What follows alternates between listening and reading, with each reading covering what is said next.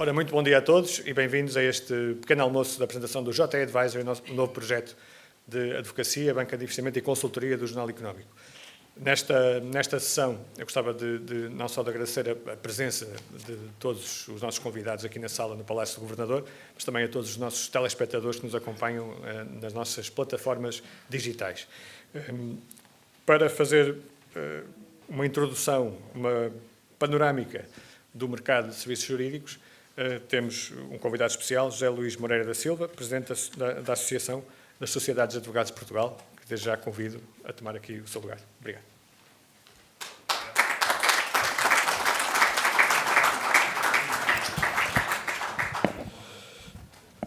Muito bom dia a todos, muito obrigado, agradeço imenso este convite, esta oportunidade.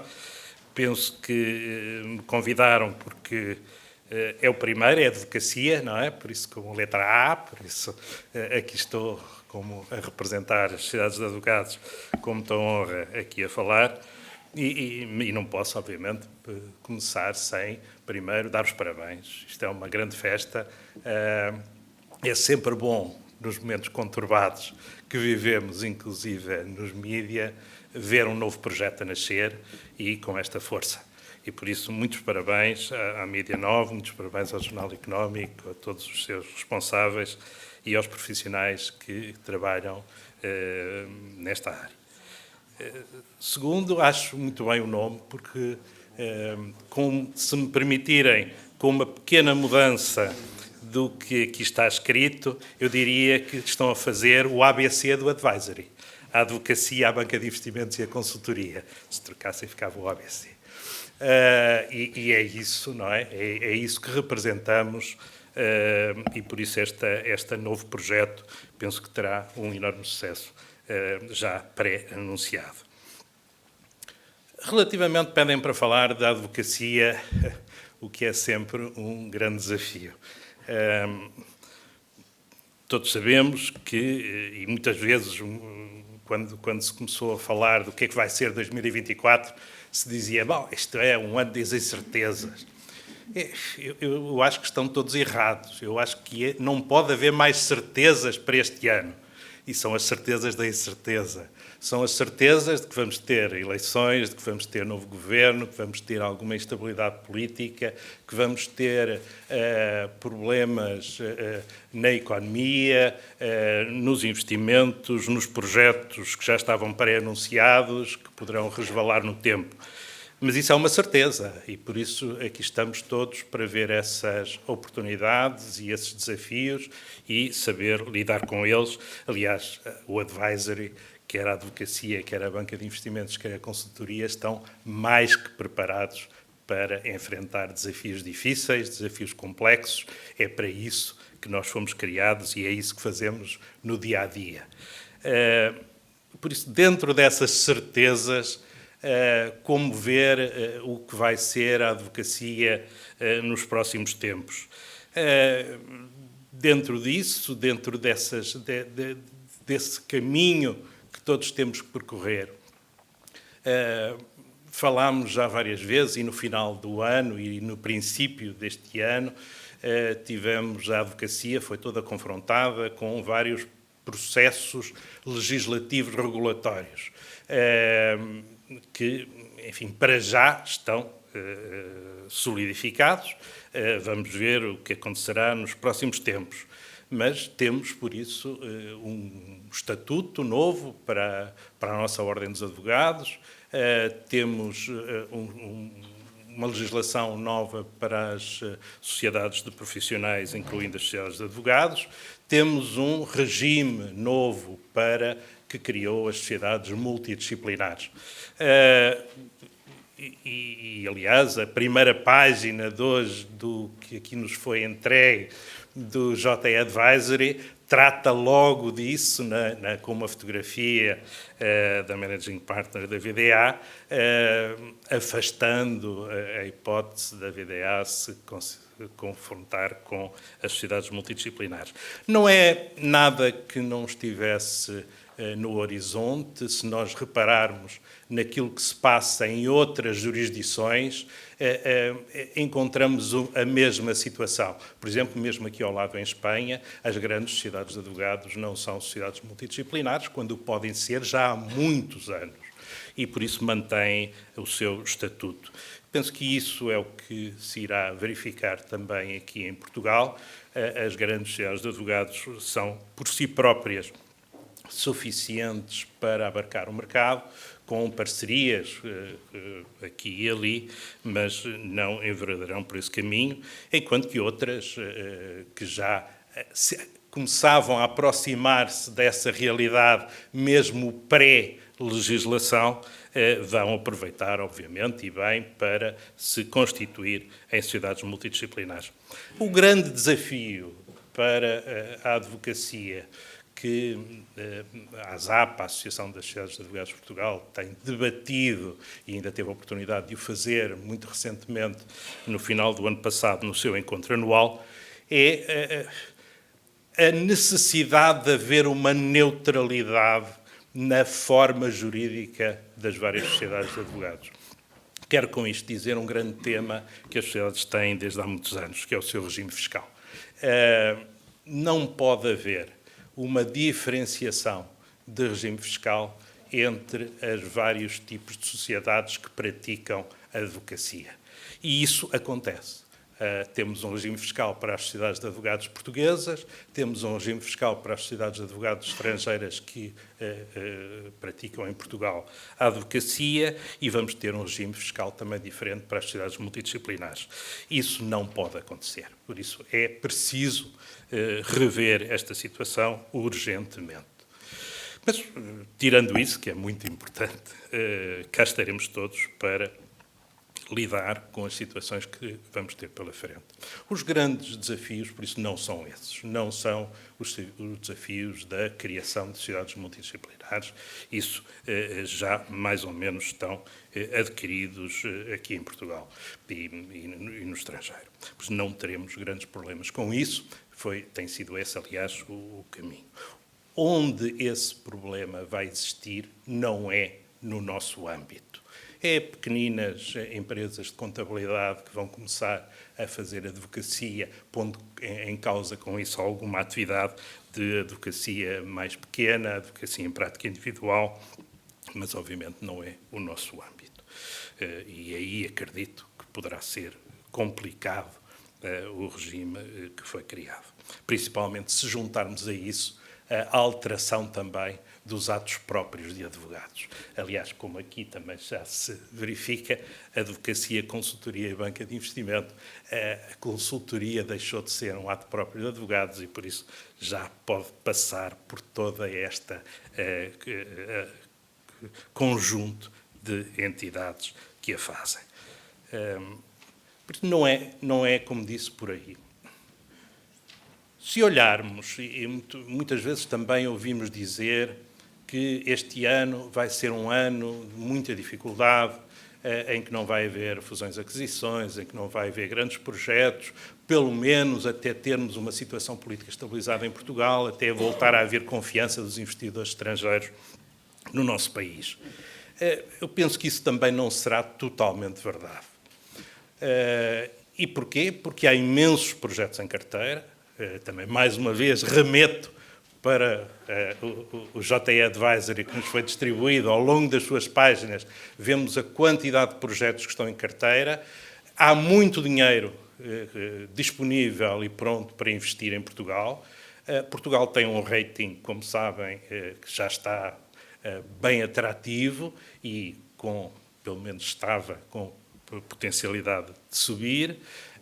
As taxas de juro já se pré-anuncia começarem a baixar, o PRR tem que ser utilizado, por isso há aqui muito investimento a realizar, muitos projetos no pipeline para serem concretizados. Por isso, com mais governo, menos governo, como se costuma dizer, não estraguem aquilo que a economia sabe fazer bem. E às vezes o problema é esse, é estragarem aquilo que a economia sabe fazer bem. Por isso, talvez aproveitar não haver governo para, finalmente, a economia poder se desenvolver bem. Por isso, não acredito que haja uma estagnação e mais, por mais conflitualidade que eventualmente possa existir pelas eleições legislativas, por estes problemas todos judiciais que estamos a verificar, porque pela eventualmente alguma dificuldade na constituição do novo governo, a verdade, como digo, é que a economia vai para além da política, os investidores estão prontos e preparados, os projetos estão aí, e tirando 3 ou 4 grandes projetos que necessitam de uma intervenção pública e, obviamente, estamos a falar da linha de alta velocidade ferroviária, estamos a falar da privatização da companhia aérea, estamos a falar das eólicas offshore, enfim, estamos a falar de vários projetos que estavam preparados e que, obviamente, agora poderão estar dependentes de alguma decisão do futuro governo. Temos a certeza que qualquer governo que saia das próximas eleições vai ter que mostrar serviço nos seus primeiros 100 dias, ou seja, pelo menos no segundo semestre de 2024, com o dinheiro do PRR a pressionar, forçosamente vamos ter um segundo semestre, pelo menos um segundo semestre, forçosamente muito ativo na nossa atividade. É isso que se espera. Diria ainda, agora, centrando-me mais na advocacia. Muitas vezes se diz, os advogados estão sempre bem, porque quer a situação esteja boa, quer a situação esteja mal, os advogados são sempre necessários, o que é verdade. Se a situação estiver boa, estamos aí a ajudar os nossos clientes a desenvolver os seus projetos, a realizar os seus contratos, a fazer os seus investimentos, a criar emprego, a realizar contratos laborais, a fazer contratos de fusões e aquisições, de financiamento, etc. Se a situação estiver mal, estaremos a fazer reestruturações, não é? Estaremos a fazer layoffs, estaremos a fazer desinvestimentos, enfim, mas estará o advogado lá sempre presente. E também, por mais projetos que se façam, se não houver um contrato no final, o projeto não acontece. Por isso, é bem que a advocacia esteja logo no primeiro nome e não seja só por começar por letra A. Mas isso não invalida que haja aqui algumas situações que se devem ter em atenção. E, principalmente, num projeto como este de média, é isso forçoso. A advocacia portuguesa, como qualquer outra entidade na economia portuguesa, não está estagnada. Pelo contrário, tem vindo a ter uma evolução enorme de adaptação à realidade. E hoje em dia temos desafios muito, muito grandes. Um desafio tecnológico, a aproximação das sociedades de advogados às novas tecnologias, ao IA generativo, a todas essas realidades novas que aí estão e que é forçoso que as sociedades de advogados interiorizem e apliquem para bem dos seus clientes e para bem dos projetos. Por isso, esse desafio é muito grande. Ao que se junta, nesta área tecnológica, os problemas da cibersegurança. Porque é forçoso para a confiança dos clientes nos seus advogados que saibam que os seus projetos não podem cair no domínio público por via de um ataque informático, como muitas vezes temos já verificado no passado. E, por isso, a questão da tecnologia e a questão da cibersegurança é um dos temas mais relevantes, sabendo ainda por cima que não é um tema barato. É um tema que envolve recursos financeiros avultados para poder estar permanentemente de acordo com as novas realidades. Por isso, esse é um grande desafio que as sociedades de advogados têm e estão a tomar em consideração.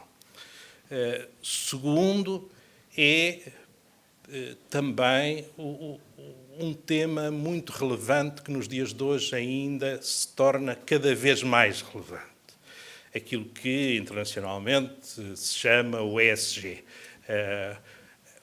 Um desenvolvimento sustentável, um desenvolvimento que tenha em consideração uma governance correta e que tenha responsabilidade social. Estes temas são cada vez mais importantes. E não só importantes para as próprias sociedades de advogados, que os têm vindo a incluir na sua atividade, mas para os seus clientes. Para os seus clientes privados, mas também para os seus clientes públicos. Como se vê, é muito, muito relevante o compliance. Não só aplicar pura e simplesmente a lei, mas ter atenção a todos os seus stakeholders, ter atenção às suas responsabilidades globais nos mercados em que exercem a sua atividade. Por isso eu diria que este tema do ESG, que tem vindo aos poucos e poucos a entrar, e que tem vindo a entrar às vezes até forçadamente, por exemplo, para efeitos de financiamentos, para efeitos de intervenções em alguns projetos, due diligence, etc., tem um cariz que deve ser transversal e que deve ser cada vez mais introduzido na atividade de cada uma das empresas, além das sociedades de advogados. Por isso esse tema também para nós é muito relevante. Eu diria ainda que há, dentro deste tema da compliance, um específico que marcou o final desta legislatura, que cessou antecipadamente e que vai, de certo, continuar no futuro, que é a regulação do lobby. É algo que tem vindo a ser falado muitas vezes, já houve várias regulamentações na Assembleia da República sobre a matéria, nenhuma ainda teve oportunidade de vir a ser aprovada. Vejo sempre com muita preocupação, e vi com muita preocupação, os projetos que estavam em cima da mesa na Assembleia da República para aprovação, por um aspecto muito particular. Tinham quase todos, com exceção do o do PAN, tinham todos uma exclusão que para mim era inconcebível, a exclusão dos advogados.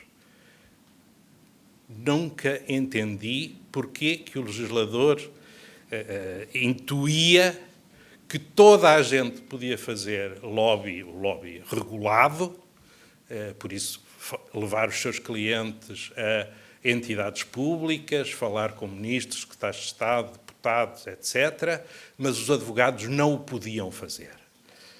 Era algo que eu nunca entendi. Espero que este assunto seja devidamente regulado, mas que não excluam os advogados desta matéria, porque senão teremos a regulação do lobby por entidades que não terão as habilitações necessárias para o fazer. Mais uma vez, estamos aqui a tentar regular de forma errada uma atividade que é digna, que está regulada em todo o mundo, está regulado na União Europeia, o Parlamento Europeu, a Comissão Europeia, etc. Também devia ser regulado em Portugal, por mais um aspecto de compliance, mas não tem sentido, como é óbvio, os advogados ficarem excluídos dessa regulação, porque isso é uma das suas atividades, é apoiar o cliente, é levar o cliente e explicar o que o cliente precisa junto de todas as entidades públicas e, aliás, é um dos direitos que o advogado tem de poder entrar nas repartições públicas e expor os seus casos. É um dos direitos que ainda nos sobra. Ora, a regulação do lobby parece que nos está a querer retirar isso nesta matéria, o que é claramente incompreensível. Por isso, eu diria, sem me alongar muito mais, que vejo com alguma, e as sociedades de advogados veem com algum otimismo este ano 2024 e, por isso, parece que seria aqui uma posição ao contrário e ao arrepio de outras que têm sido proferidas, mas eu acho que é inegável que a atividade económica deste país está num crescimento grande e não é por problemas políticos que isso vai deixar de acontecer. Eu diria mesmo, se os governos que vierem não forem capazes de dinamizar a atividade económica deste país, outros o farão por eles. E nós, os advisors, estarão prontos para apoiar os seus clientes em toda essa atividade. A atividade económica privada é muito mais forte que a atividade económica pública e eu acho que ninguém quer estar nas situações que nos últimos tempos têm vindo a público e que causam e têm vindo a causar constrangimentos fortes em algum investimento estrangeiro que, sem perceber bem porquê, de repente se vê confrontado com notícias nos JS Advisories e noutros a demonstrar os factos que são colocados. Todos nós, de certeza, recebemos variadíssimos telefonemas de clientes a perguntar o que é que se estava a passar, no dia 7 de novembro, não é? O que é que se estava a passar, o que era aquilo, então um investimento que estava em curso, com verbas europeias, com tudo, e de repente acontece isso. Agora, a mesma coisa na região autónoma da Madeira. Enfim, por todo o lado vemos esse tipo de situações. Obviamente já ninguém quer estar em projetos com o poder público do outro lado. E isso é grave, apesar de tudo, porque o país ainda depende muito da intervenção pública. E por isso precisamos claramente de maior transparência, de maior compliance, de maior regulação e nós estaremos claramente no lado da solução para ajudar a que isso aconteça. Terminava apenas com uma nota, por isso, dizendo que a Associação das Sociedades de Advogados, que representa a maior parte das sociedades de advogados ativas portuguesas, enfim, na ordem estão inscritas quase 1000 sociedades de advogados, mas, na verdade, na realidade, não são essas as que exercem a atividade no seu dia-a-dia, e as que o fazem estão aqui na ASAP, que fez agora 20 anos e que tem vindo a mostrar a todos a capacidade das sociedades de advogados. Desde os anos 60, quando se começaram a nascer as primeiras junções de colegas, ainda num nascimento daquilo que seriam as futuras sociedades de advogados, hoje são sociedades que estão a par das suas principais estrangeiras, espanholas, do Reino Unido, dos Estados Unidos, ainda não com os números que algumas dessas têm, mas já com números muito razoáveis para o conjunto de sociedades de advogados em Portugal. Dizer que a ASAP, com as suas associadas em conjunto, deve neste momento já representar para cima de 6.000 advogados, o que não é despiciando.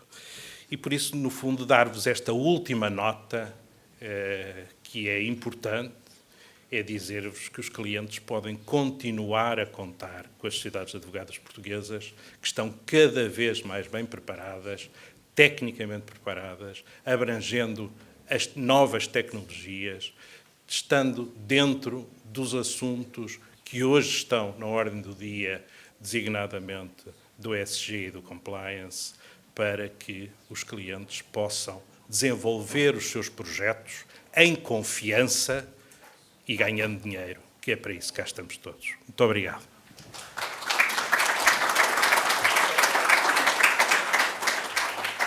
Muito obrigado, Sr. Doutor, por esta intervenção que certamente enriquece o debate e que lançou aqui pistas agora para o painel que vamos começar. Nós estamos aqui com um ligeiro atraso, mas vamos tentar terminar às 11, o mais tardar.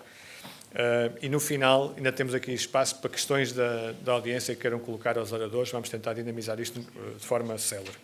O nosso painel vai debater as oportunidades e desafios do mercado de M&A em 2024 e temos como oradores Gustavo Guimarães, partner da Apollo Global, Nuno Fernandes Tomás, CEO da Core Capital, e Sérgio Monteiro, Managing Partner da Horizon Equity Partners, a quem convido desde já a tomarem aqui os vossos lugares aqui no...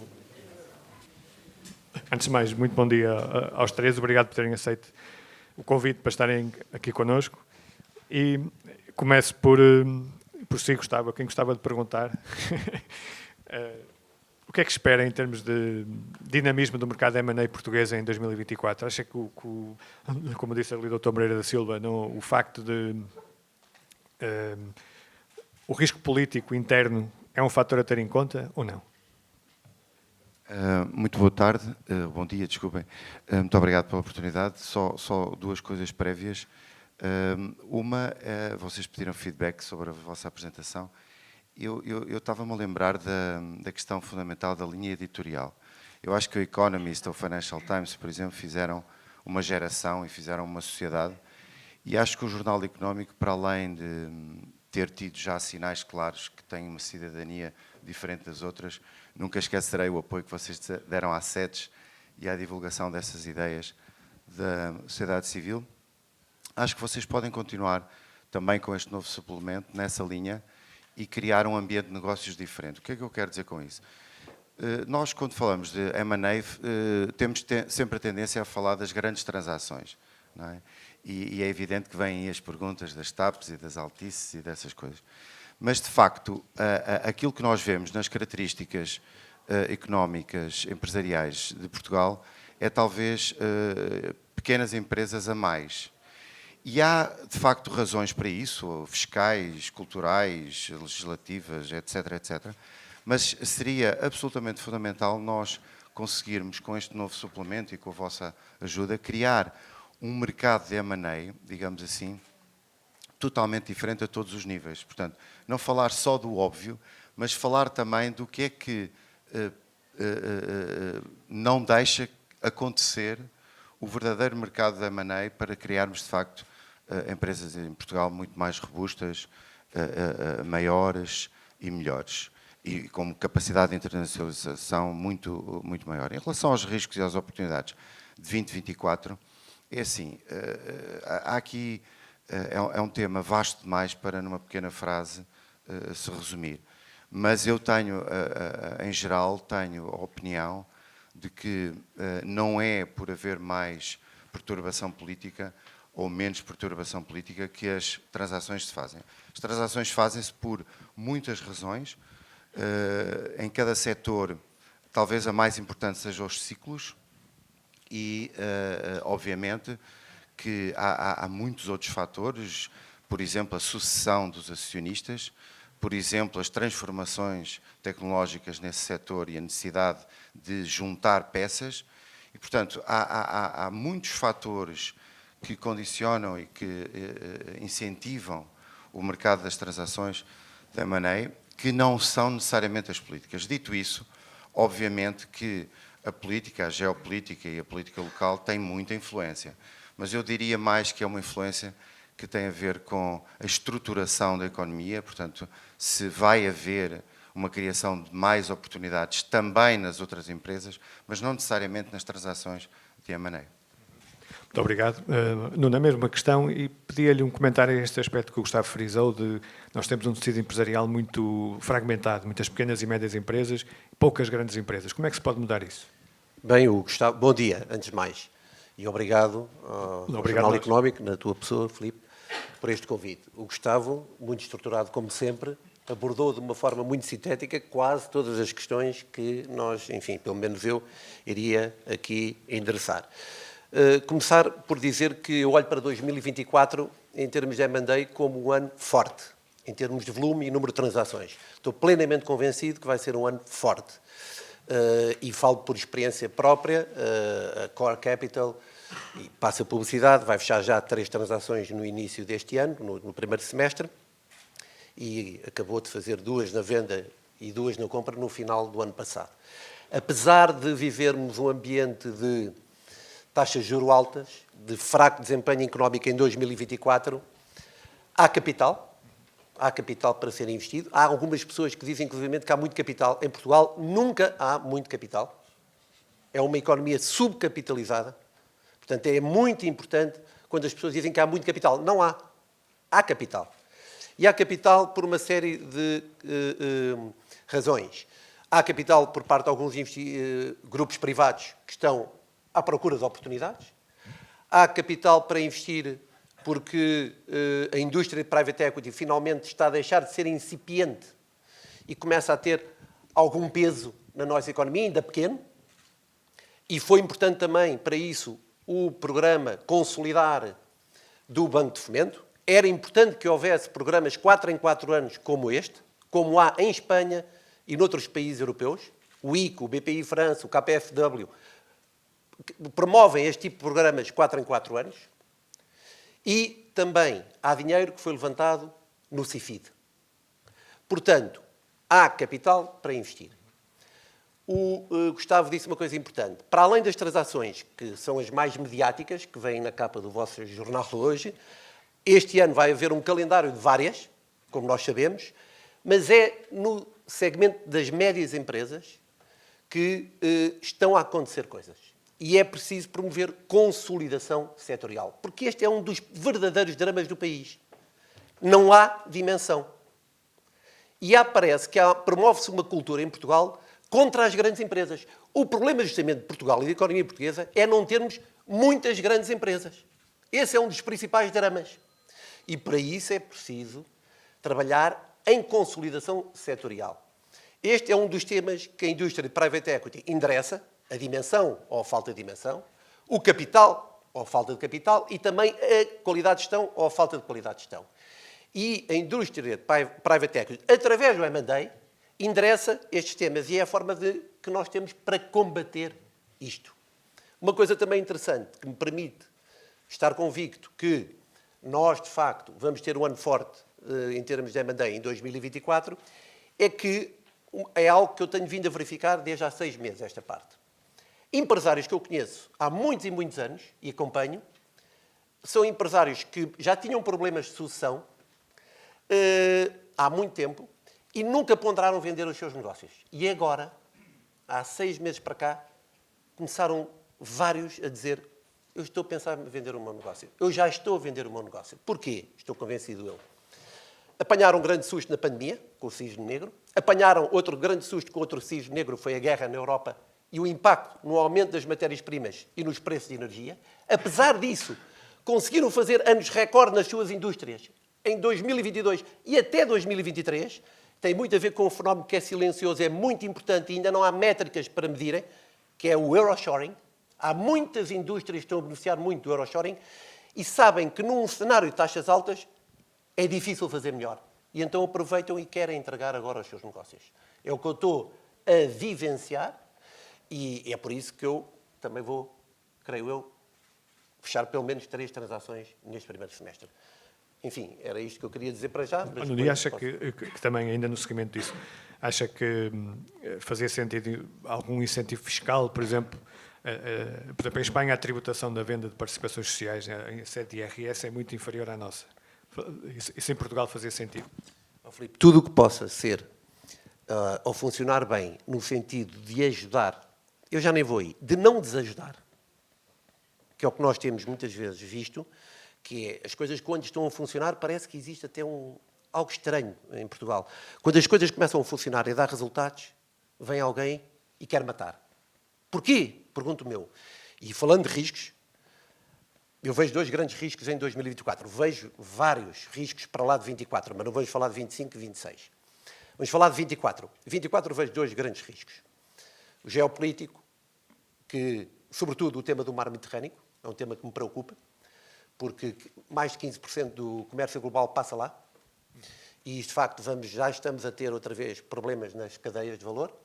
Não vão ser tão grandes como foi na pandemia, porque não há economias a fecharem, mas obriga a um reajustamento muito grande. Os preços dispararam, portanto, pode ser, de facto, um problema em termos de inflação. Em termos nacionais, há um tema que me preocupa muitíssimo. Eu não quero nem sequer pensar, nós temos todos que trabalhar cenários, mas não quero trabalhar num cenário onde temos um governo de esquerda, com o Bloco de Esquerda sentado à mesa. Porque isso é um cenário dantesco. Mas como o Gustavo e, sobretudo, o Zé Luís disseram, nós temos que continuar a fazer os nossos negócios. No matter what. E não estou tão positivo em relação ao tema que o Zé Luís levantou, que cada vez mais, em Portugal, grupos privados funcionam numa lógica autónoma do Estado. Infelizmente, é algo que eu não acredito. Gostava de acreditar, sinceramente, porque acho que também há uma cultura muito portuguesa de estar sempre com um pouco com a mão estendida, infelizmente. Agora, vejo, de facto, os empresários, que são os verdadeiros campeões desta economia, a resistirem a tudo, a resistirem aos maus governos e continuarem a fazer negócio. Obrigado. Vamos voltar a alguns desses temas, mas agora passar a palavra ao Sérgio. Eu sei que, aliás, tal como no seu depoimento na JE Advisory de hoje, está otimista em relação ao mercado de M&A, pelo menos moderadamente otimista, mas há riscos também. Acha que este risco político interno é algo a ter em conta? Bom dia a todos e obrigado pelo convite também ao Jornal Económico e ao JE Advisory.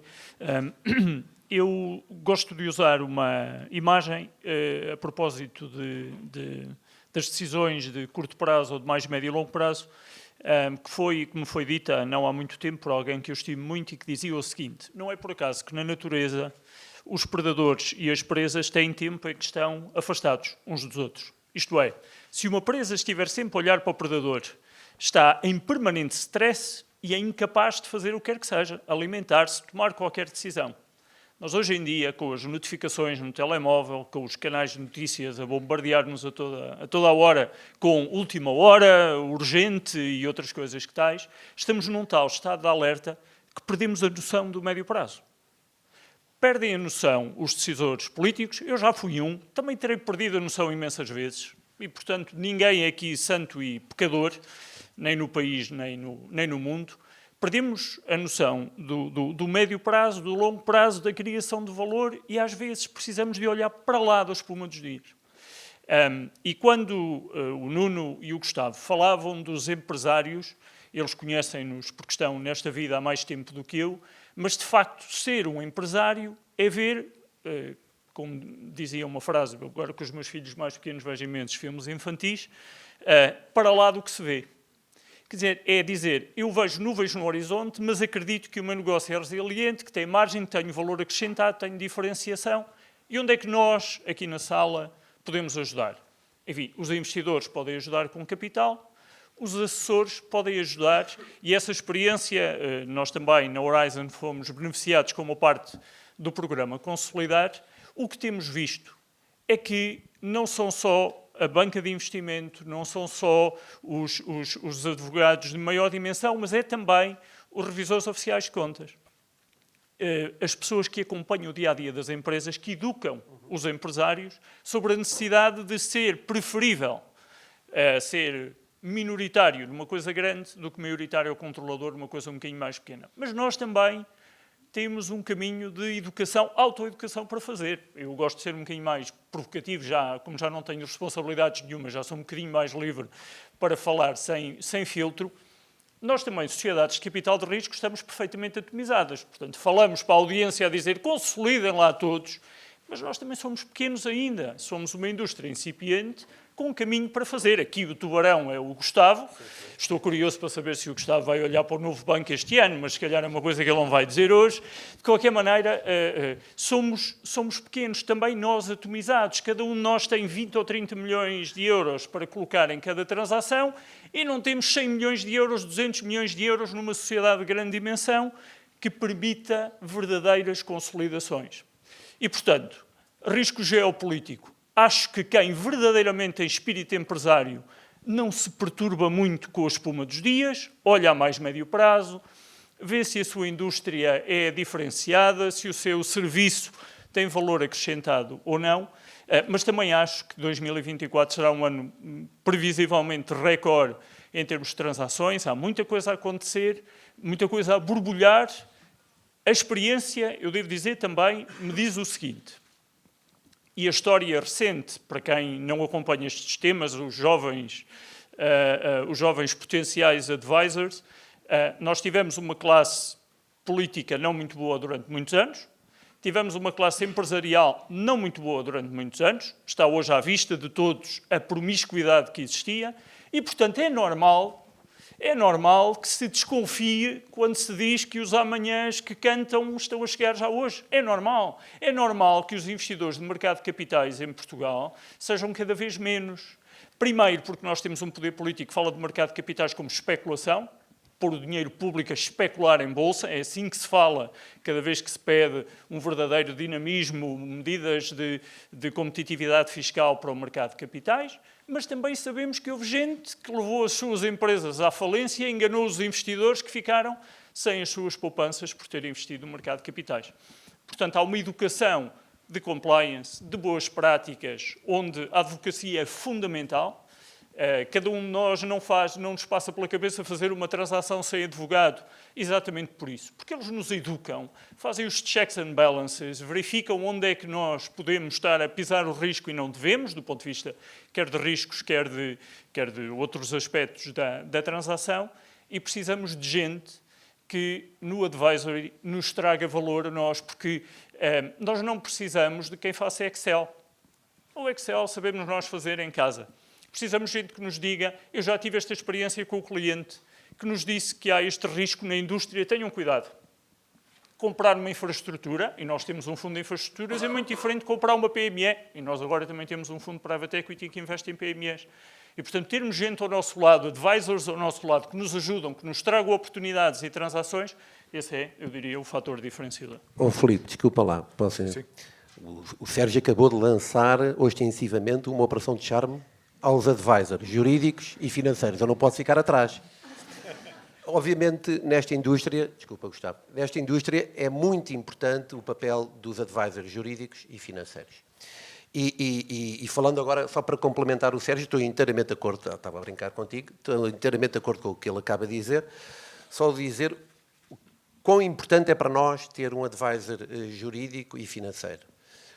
Não se faz nada sem os advogados, como há pouco ouvimos, mas num processo due diligence jurídico, a competência do advisor é brutalmente importante, não só, sobretudo em dois instrumentos, mas vai para além disso. No contrato de compra e venda, com reps and warrants, que é algo que, como os advogados sabem bastante melhor do que eu, é algo muito especial, e, sobretudo, no acordo parasocial. Estes dois instrumentos são fundamentais serem bem trabalhados em qualquer transação, portanto, é vital trabalharmos com um bom escritório de advogados. E também uma coisa que vai faltando muito ao país e também vai faltando muito, às vezes até, não vou dizer nos advogados, não era morto aqui, bom senso. Bom senso. Porque a última coisa que nós nos queremos ver, é estar num processo e no meio de um processo os advogados pegarem-se com os outros advogados ou pegarem-se no fundo, com o alvo. Já aconteceu.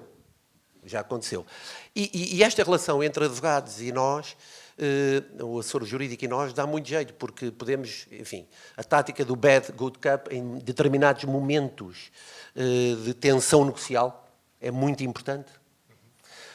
Portanto, os assessores assumem um papel fundamental nesta indústria. Os assessores financeiros também, porque toda a estruturação financeira, com criatividade no bom sentido, é muito importante neste género de transações. Portanto, mais uma vez, skills negociais por parte dos assessores financeiros. Portanto, os assessores são fundamentais. E ainda bem que vocês lançam, e parabéns por este projeto. Obrigado. Este novo projeto. Gustavo, o Nuno e o Sérgio já disseram as qualidades que esperam de um bom advisor. E eu pergunto-lhe também, do seu ponto de vista, o que é que valoriza num bom assessor financeiro ou jurídico, e já agora, se a multidisciplinaridade, se para si é algo que é vantajoso, enquanto cliente. Olha, eu acho que dentro de uma imagem que talvez ajude, há duas pirâmides invertidas, sobrepostas, sobre a questão da dimensão versus multidisciplinaridade. O que é que eu quero dizer com isto? Lembrava, hoje aqui já foi referido, aliás, a fusão entre a Shell e a BG, e sobre o tamanho das empresas versus que tipo de consultores ou de advisors são necessários. A Shell acompanhava a BG desde sempre, desde que a BG é feita através de alguns quadros que saíram da Shell, e sempre foi uma fusão natural, e internamente uma grande empresa tem capacidades que as pequenas empresas não têm, de acompanhamento e de até estudo das várias áreas. Hoje, sem desprimor qualquer sobre o financeiro e o jurídico, hoje temos focado muito nisso, mas eu alertava que advisory é aquilo que nós não temos. Já foi falado aqui muito bem pelo Nguno também, a questão da relação, por exemplo, mas quando nós falamos de advisory, falamos de uma estruturação prévia do que é que tem que ser o advisory para irmos aos pontos que internamente nós não sabemos fazer, ou que outras pessoas possam fazer melhor que nós. Eu dou vários exemplos em vários setores. Quer dizer, no setor petrolífero é logo as contaminações, por exemplo. Ora, isto não tem nada a ver com advogados, etc. Portanto, o primeiro princípio é a subsidiariedade dos conhecimentos internos versus externos e a qualidade que pode haver nos advisors externos para os Key Success Factors daquela indústria.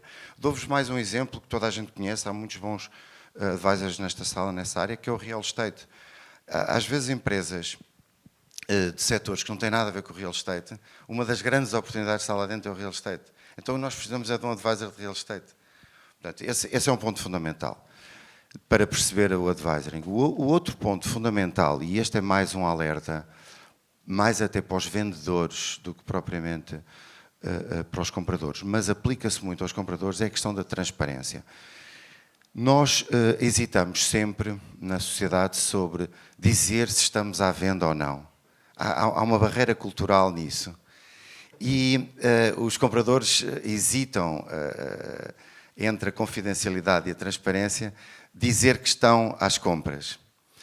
Eu percebo isso tudo, há situações de facto que a confidencialidade paga, mas devo-vos dizer que a transparência tem benefícios económicos enormes, nomeadamente para os vendedores. Portanto, nós conseguirmos, através, de alguma forma, mudar essa cultura e as pessoas inverterem, e os advisors são fundamentais, criarem essa confiança para as pessoas serem abertas e divulgarem quais são os seus planos futuros, para que então estas casas especializadas possam entrar e de facto fazer um merger ou fazer um aumento de capital ou fazer seja o que for, é fundamental. Portanto, a capacidade de nós sermos transparentes e o mercado funcionar verdadeiramente com todos os potenciais compradores ou todos os potenciais vendedores é absolutamente fundamental. São as duas mensagens que eu daria no setor de advisor.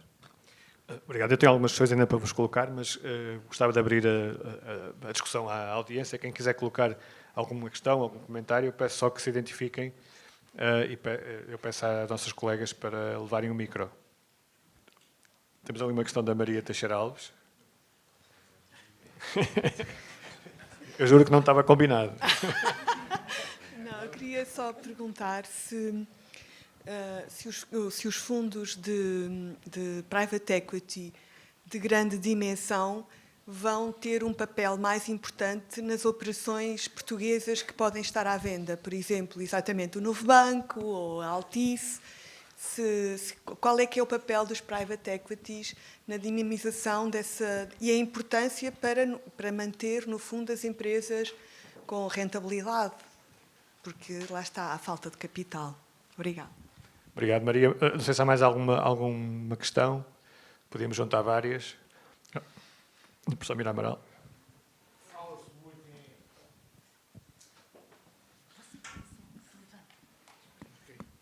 Fala-se muito em fusões e concentrações.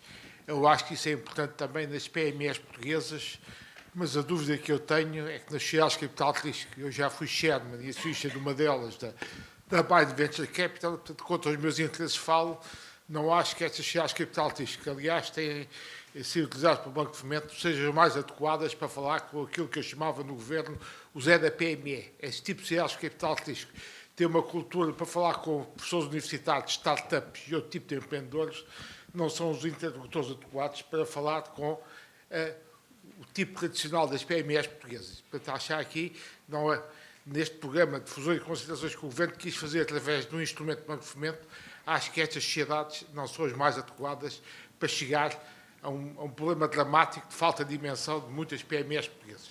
É a minha experiência como chairman de uma delas. Muito obrigado. Não sei se quer responder.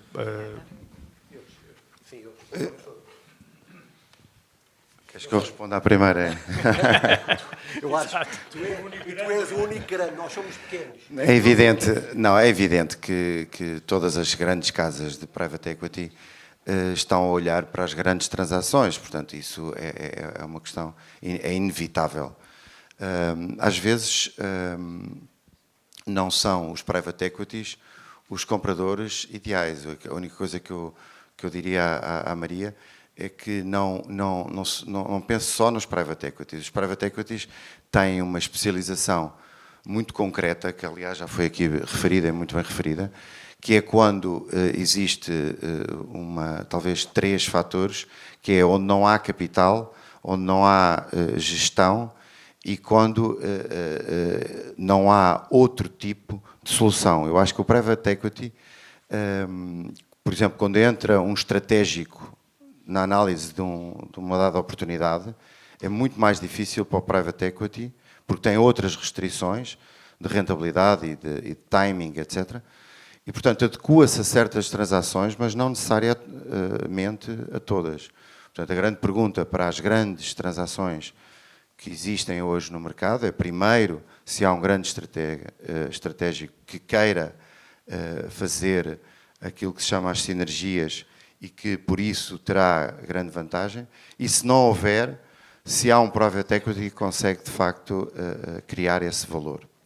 Em relação à questão do Luís Manuel Amaral, passo a palavra, mas eu queria só acrescentar um pequeno nada, que é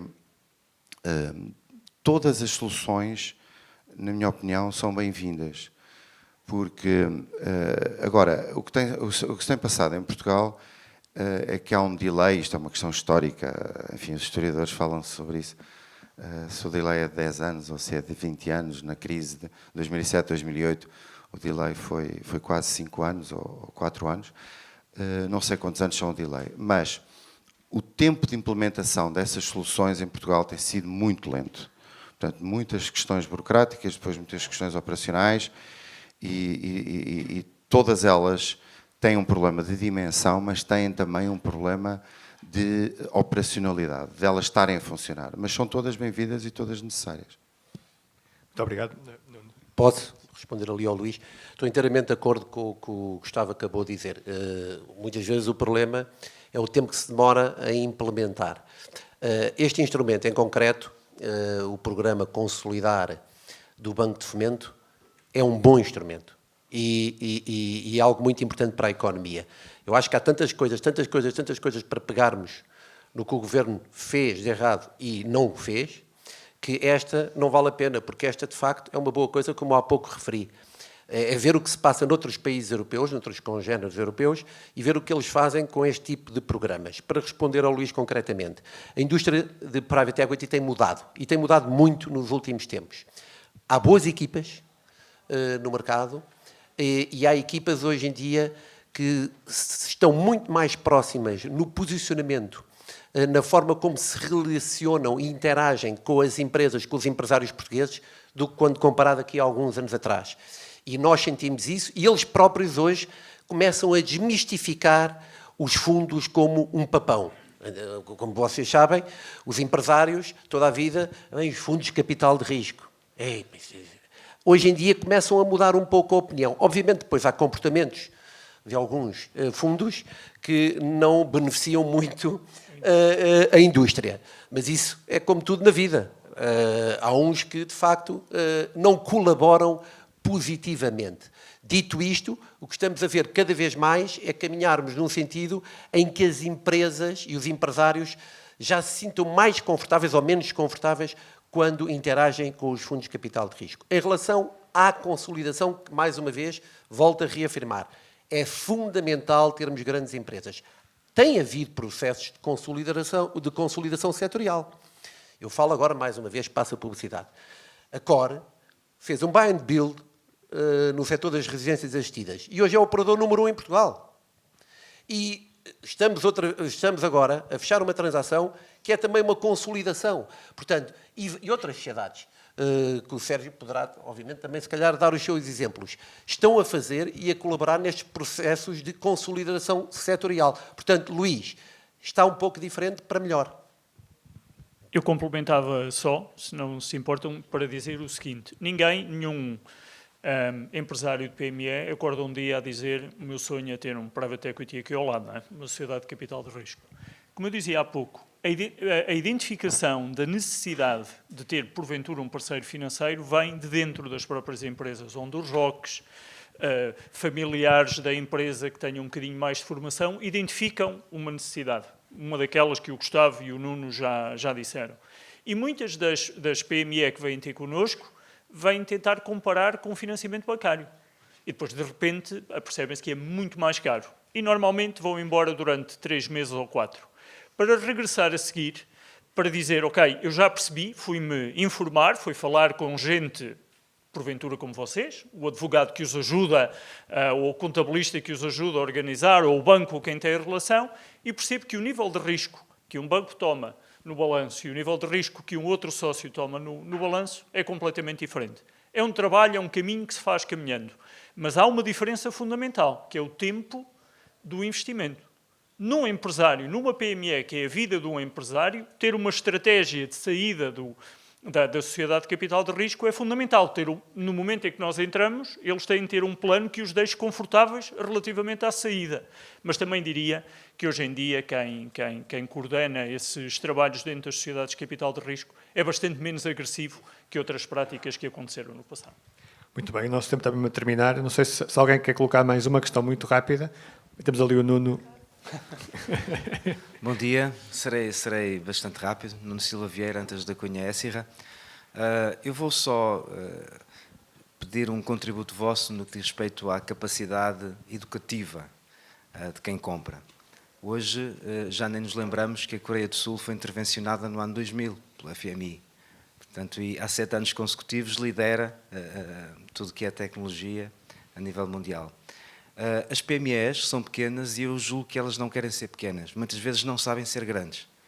E há um papel educativo da vossa parte que muitas vezes é ignorado porque há um comportamento de enter também no mercado, aproveitamentos de dificuldades societárias, dificuldades sucessórias, vai-se comprar para limpar e vender daqui a 3 anos e, portanto, eu acho que há um papel educativo do vosso lado que tem que passar para as PMEs e, se calhar, essa comunicação, essa linguagem, o saber falar, poderá estar em falta. Portanto, não é uma pergunta, é apenas um pedido de contribuição. Obrigado, Nuno. A Maria tem mais uma questão. Qual é a situação ideal? É que a empresa é que o private equity entre no capital. Se o private equity, o ideal é que o private equity tenha um parceiro do setor ou que seja ele o maior acionista. E se, por acaso, os private equities são mais importantes em Portugal para as PMEs, para aquilo que o Nuno falou da consolidação, ou se são os maiores private equities para empresas grandes, como é o caso da Kikiar com o Greenvolt, era mais essa a minha ideia, eu queria aprofundar a minha pergunta anterior. Ou Altice, por exemplo. Ou Altice. Se é mais importante, no fundo, qual é o papel, o private equity, o ideal é ir com alguém do setor e ser um parceiro, ou é ser o maior acionista, como aconteceu com o Novo Banco? Ou se por acaso, e depois a outra pergunta é se no caso do tecido empresarial português, os private equities são fundamentais para a tal consolidação e ganho de dimensão que o Nuno falou. Obrigado. Obrigado. Quero comentar.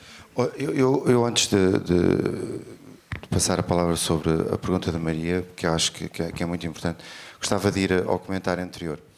Mais importante até do que disse, que eu sublinho e concordo 100%, eu diria outra coisa ainda, que é a questão da comunicação pela positiva ou pela negativa. E de facto existe uma questão de comunicação.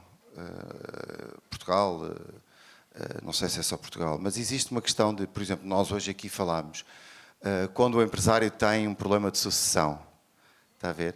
Pronto, e de facto há aqui uma reflexão E eu quase que diria que acabo como comecei, que é dar os parabéns ao Jornal Económico por fazer este novo suplemento, porque os técnicos de comunicação, os especialistas de comunicação, não somos nós, são os nossos advisors, digamos assim, como eu disse há bocado. Mas nós podemos ter, de facto, um papel importantíssimo a explicar quais são as vantagens e as experiências boas que tivemos numa fusão ou numa operação destas. Portanto, o seu alerta é fundamental. Eu diria que o caminho é comunicarmos mais pelas boas experiências, portanto, termos empresários a contar histórias de como correu bem aquela fusão ou aquela operação de aumento de capital, ou seja o que for, não é? E todos nós falarmos um bocadinho da história pela positiva. O que é que nós alcançamos no exterior, na internacionalização, etc, etc. Passa um pouco por isso, passa um pouco pela comunicação, de facto. Em relação à Maria, eu passo já a palavra, porque há muitas respostas para a sua pergunta, mas estas coisas não são lineares. Quando um private equity, por exemplo, exige o controle de capital, ou seja, a maioria de capital e a gestão, normalmente tem muito a ver com o ambiente jurídico, porque há muitas outras soluções. O private equity pode fazer uma injeção de capital sem ter qualquer controle maioritário ou de gestão. Agora, tem que ser com instrumentos que, se tiverem que ser exercidos, esses instrumentos, sejam muito rápidos de serem executados. O que, em certos ambientes jurídicos, essas soluções, por exemplo, já não funcionam. Portanto, o private equity é um mundo de soluções que não passam necessariamente pela gestão ou pela maioria de capital. Se é preferível ter um estratégico ou não, quer dizer, o estratégico pode, de facto, ter falta de capital, o private equity entrar com o capital e o estratégico entrar com a gestão, por exemplo. Portanto, há um caleidoscópio de soluções que não é necessariamente forçoso dizer que há uma solução só. Muito obrigado. Nuno e Sérgio, só para terminarmos. Muito rapidamente vou tentar responder às duas perguntas, a começar pelo Nuno. E sem querer levar a conversa para a política. Nós temos que ter muito cuidado com uma corrente que existe, ideológica, em que os fundos, os empresários, são os problemas do país. Mas isto tem muita força, infelizmente. E nós sabemos de onde vem. O que é que eu quero dizer com isto? Quando os mídia, quer dizer, passam também esta mensagem chega às empresas e aos empresários. E nós temos que fazer contracorrente. O nosso trabalho, Nuno, é justamente esse. E era o que há pouco estava a tentar dizer ao Luís. Que é, hoje em dia existem equipas no mercado que puxam pela indústria, puxam para cima. Uma expressão brasileira, puxar para cima. Porque são pedagógicos. Explicam como se pode fazer, mesmo não fazendo de imediato. Até, muitas vezes, tendo um custo de não fazer no imediato, mas, eventualmente, voltar a fazer no futuro, como há pouco o Sérgio dizia. Portanto, é este jogo que temos que ir sistematicamente ir fazendo a bem da indústria. Maria, em relação à tua pergunta, cada caso é um caso. Dizer-te que podemos ser maioritários, podemos ser minoritários, ser minoritários e acordar mecanismos step-in se houver um desvio à performance da empresa. Há tantas coisas, de maneiras diferentes que se podem fazer. Criatividade não faltam aos private equities, sobretudo com bons assessores financeiros e bons assessores jurídicos. Dizer-te que, e agora vou fazer mesmo publicidade, não é? Passa publicidade. A COR é uma das poucas que permite aos LPs co-investirem connosco. Ou seja, nós quando investimos nos cogumelos frescos, investimos com a família Ortigão Costa. Quando investimos na Jaime da Costa, investimos com a Visabeira. Quando investimos agora nas paletes, investimos com a Adelino Costa Matos. Este é também um modelo interessante de trazer alguns, fazer a mesma transação e estar na transação com alguém que traga também expertise, mais expertise ainda. Não sei se me faço entender, mas isto também parece-me importante. Muito obrigado. Sérgio. Sim, então para terminar, começando pela observação do Nuno, falou-se aqui, os advisors têm um papel e podem ajudar. As práticas passadas não ajudaram nada à reputação da indústria. Portanto, não há boa forma, por mais que a mensagem possa ser massajada, Se a realidade é má, não há especialista de comunicação que ajude. Eu já aprendi isto noutras vidas e, portanto, às vezes a notícia é mesmo má, os resultados são mesmo maus, não há forma de dar a volta. Quero acreditar que a nova geração de gente que está a trabalhar na área do private equity não é tão predador como eventualmente outros foram. Sobretudo, acho que temos todos a preocupação, porque estamos cá em Portugal, as pessoas conhecem-nos, sabem onde estamos, para o bem e para o mal. Isto para dizer que explicamos os riscos e a estratégia logo desde o início, é uma preocupação que nós temos. No dia em que nos sentamos com o empresário, explicamos qual é a natureza do nosso capital, o tempo de duração da nossa intervenção e os riscos que o próprio empresário corre. Por isso é que normalmente as primeiras conversas vão correr lá muito bem, porque o empresário vem à espera de financiamento barato e de repente tem um instrumento de capital mais caro e com um tempo limitado de duração. Mas não há outra forma e acho que o programa Consolidar vai ser um ótimo teste do algodão, porque temos mais de 10 sociedades de capital de risco, com 500 milhões de euros de capital para investir e, portanto, vamos ter muitas dezenas de empresas intervencionadas. São eles que vão dizer se nós somos virtuosos na intervenção ou se somos predadores na intervenção. E depois vai haver uma comparação também de performance entre nós. É a vida, não é? Temos de estar preparados para isso e, portanto, os melhores acabarão por sobreviver para rondas seguintes de capital e isso é bastante importante.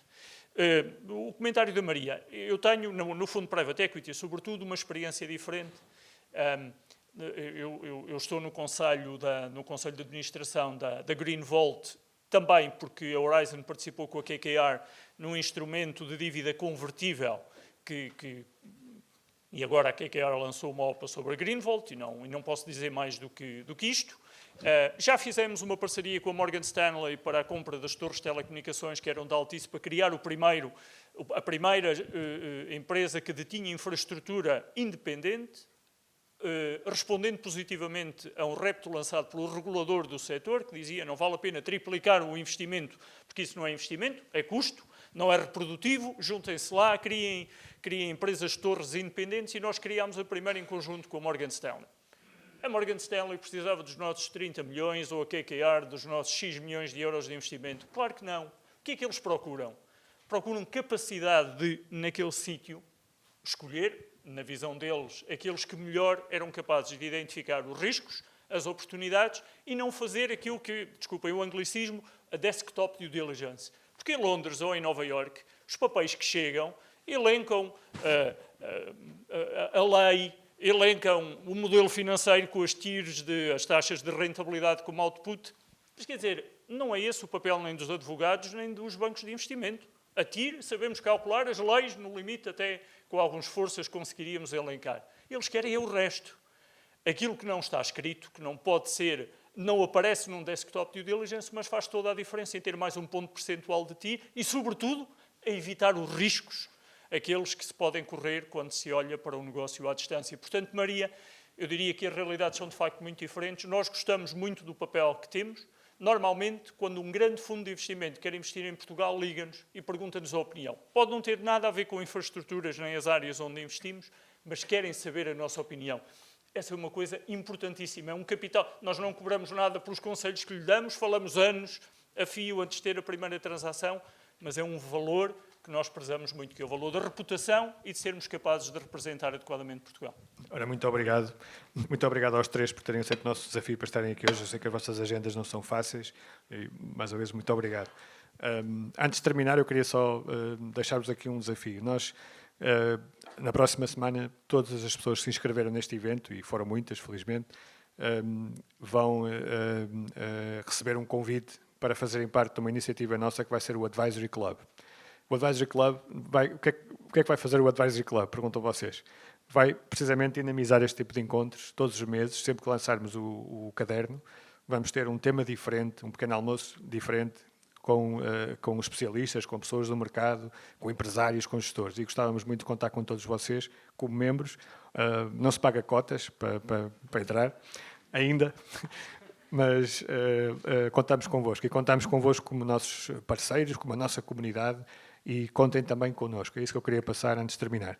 Uma palavra também para os nossos telespectadores que nos acompanham nos nossos canais digitais e continuem, obviamente, a acompanhar-nos em www.jornaleconómico.pt. Muito obrigado a todos.